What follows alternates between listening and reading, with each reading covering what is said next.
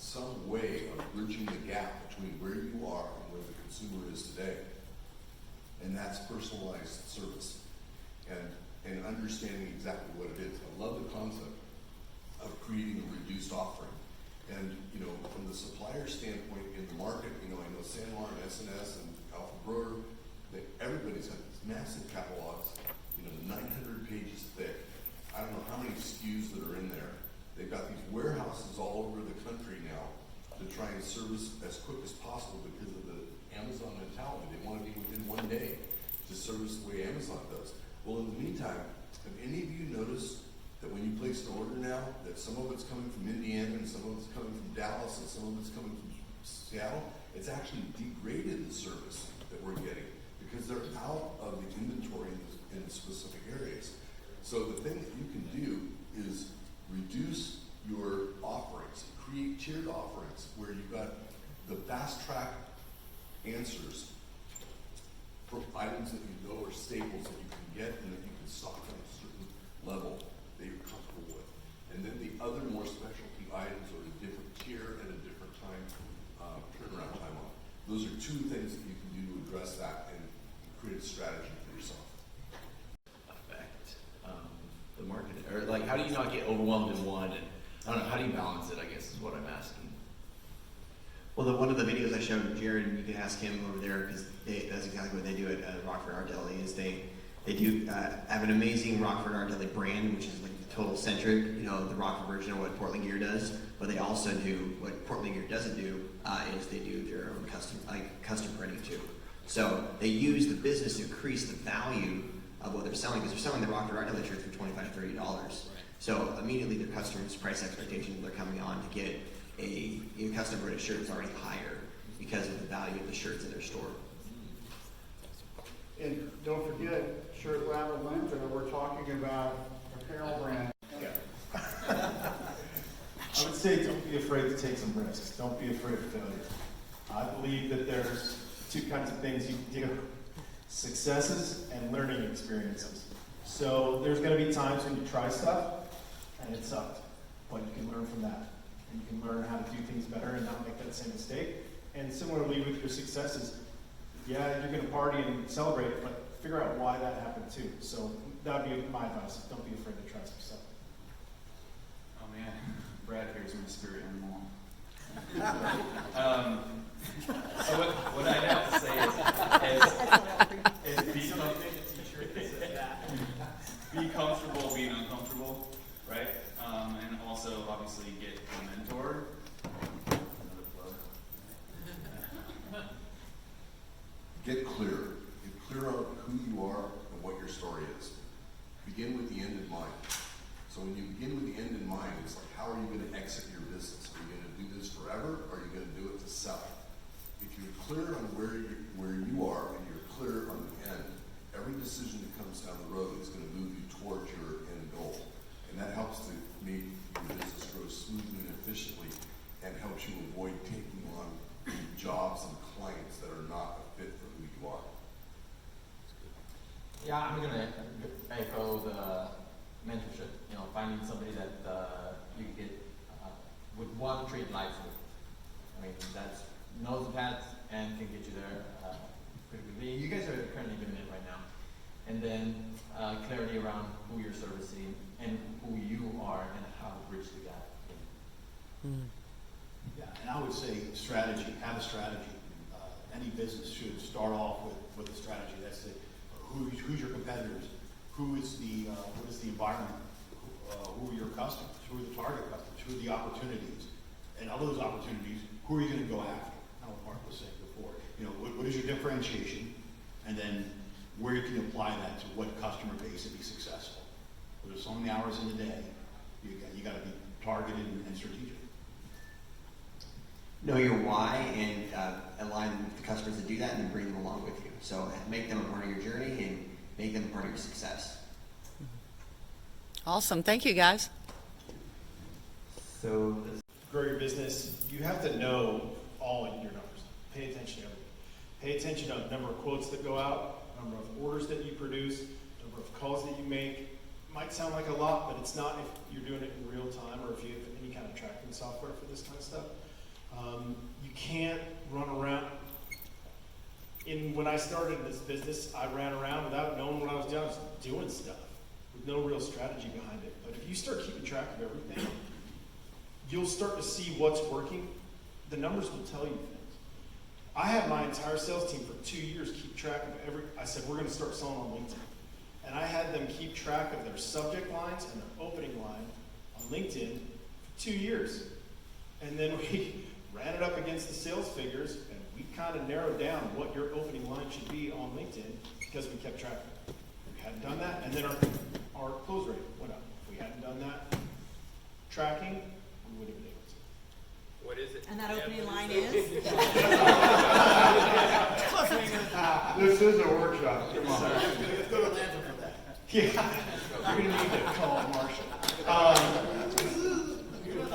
Yeah, so we tried all different kinds of things, and listen, here's the one thing I'm gonna tell you what you may want to try to say, but what you never say, don't ever do this. Don't write an opening line to a sales communication with "I want." I want to tell you about my business. Good for you. You know, like, think about being a consumer. You get those emails and people are like, hey, I'd really like a few minutes of your time. I bet you would, you know. So what we found on LinkedIn is that if we could find something from their profile or their website that showed us what they wanted, and then we would say things like, I've been researching your business. That's a good one. Or, I saw your article about, so that you make your opening line about them. My sales reps do this. I've been researching your business, and I found that you, ... do 10 trade shows a year, are committed to causes, are hiring. One or two little things that you saw that they do. And then you go, my business, now, okay, we've talked about you now, my business supports causes by printing t-shirts that you can use to sell and donate back to profits. Or, you know, we support trade show events by coming up with cool uniforms and great giveaways. So before you get to what you want, you put it in terms and context of what you found out about that. It's all about them. So, I mean, bottom line for us is that without numbers, my business wouldn't exist at all, right? So it's everything we do is backed by data. And there's so many instances where it's like the entire model shifted for companies we were helping because they were doing the wrong thing that the data's told us, right?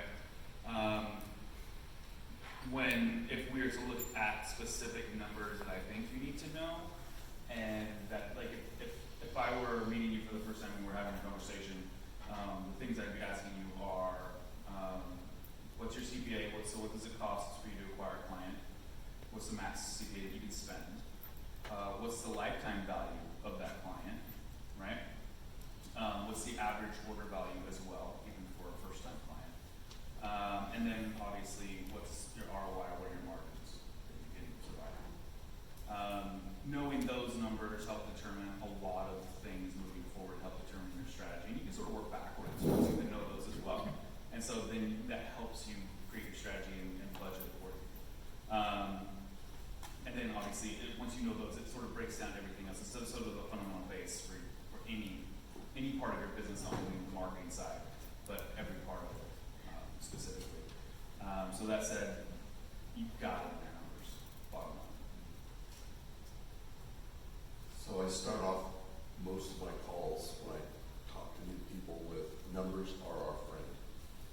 People are so freaked out about math that if you want to instantly turn people off, it's like, well, the math behind it is this, and they just delays.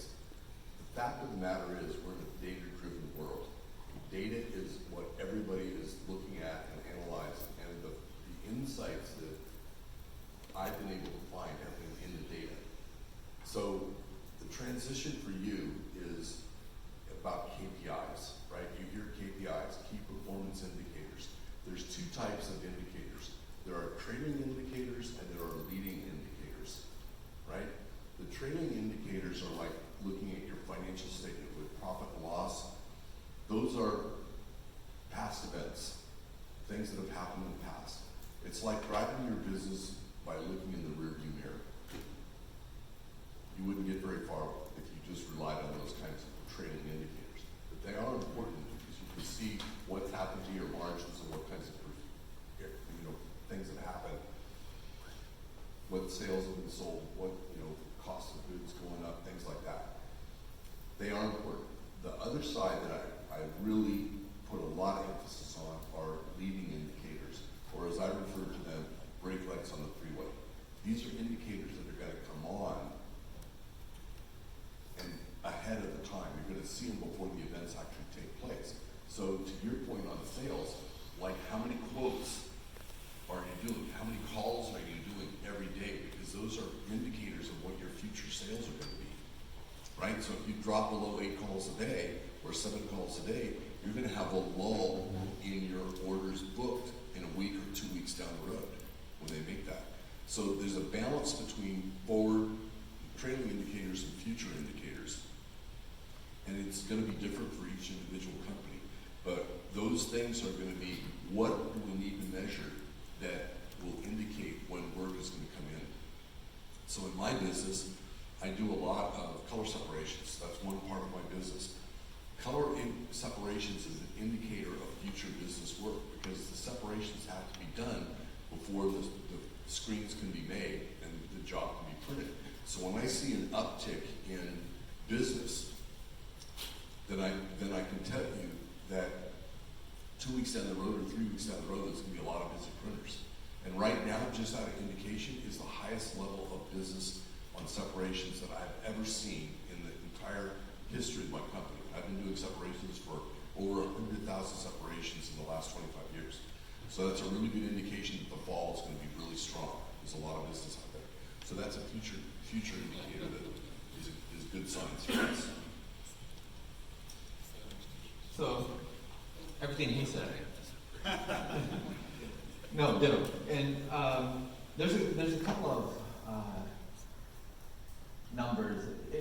In my previous career, I was a physical trainer, and if I didn't know the numbers, there's no way to measure whether what I'm doing is working or isn't working with my clients, for myself. It's just the numbers don't lie. The scale never told a lie to me. If I had a bad relationship with the scale, it's because I wasn't doing the work.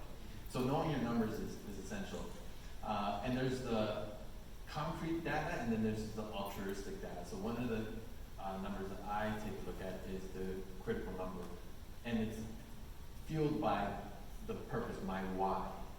Like, why was I in personal training? What was driving that? And so, in my current role as a coach with 2 Combat Club and Big Funnels, my driving factor is to get these people out there so that they can make a difference. I need to make a difference in them so that they can go out and make a big difference. It's not about me, it's not about that, and I measure it by the milestones that they hit, each and every single marker. So a critical number is essential because it takes the awkwardness out of the emphasis on the money. Again, if people get that they matter and that they're important, they're going to want to continue to do business with you. It is about the money, but it's also not about the money. It's just about the end result of a human being. And there was another one that I wanted to stress. Oh, as far as it pertains to funnels and sales funnels, sales processes, constantly test. Shuffle the order of your offer, stack it, present it in a new way. You always want to test the control. And in the software, it's easy to create a duplicate page, move one thing around, change the color of one button from green to red, and see if that makes a difference. And you test one thing at a time, because some people will go in there and test like 4 or 5 different things, and then, okay, which one made the difference? Was it the headline or was it the button? So constantly be testing one thing at a time, be patient with it, and optimize. For the sales call, it's difficult at first because you're trying to take something that's qualitative and quantify it. But when you start to look at it in the context of the CRM, which I'm a big proponent of the CRM, you know, it doesn't have to be Salesforce.com and running out of business with expenses. I use HubSpot, which is a free CRM, and I use that to manage my clients. But you need that because if you document and utilize the CRM properly, you're able to track trends. And then trends can say, okay, what are the things, to your point, what are the things that are working on my sales calls, what are things that are not? And then that can bubble up to your hit rate. So what is your hit rate? You know, if I have a strategy that I want to have a $10 million business, and my hit rate is 10%, well, I need to identify $100 million of business to really obtain that 10 million.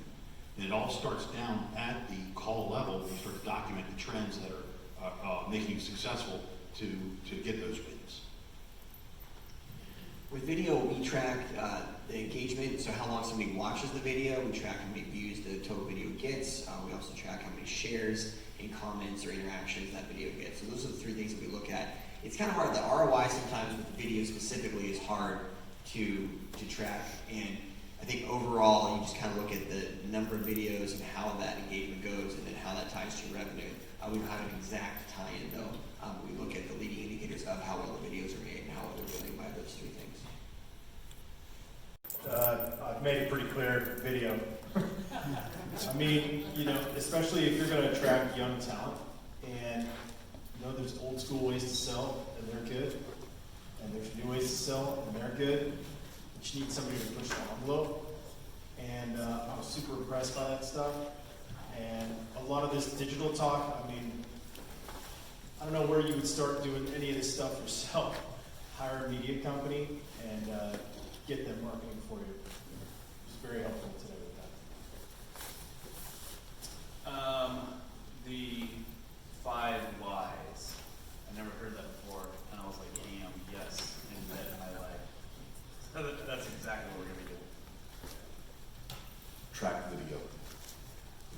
Engagement, where are they dropping off, what are the likes, what are the shares, huge. Video as well for me, publishing, implementing it, getting myself out there and tracking. For me, social media, it's really my Achilles heel, and it's something I need to develop more. And just hearing the presenters today, how powerful that is, I need to step up. For me, as a story brand and showing the struggle and the reward after the struggle, really showing that hero's journey. All right, awesome.